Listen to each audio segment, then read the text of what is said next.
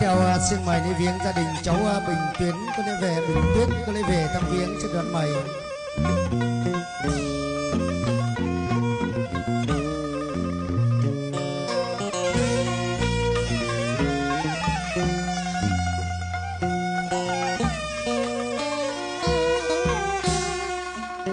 Vâng, tăng lễ với gia đình xin cảm ơn đoàn mày ông Như chân uống nước chúc mừng gia đình.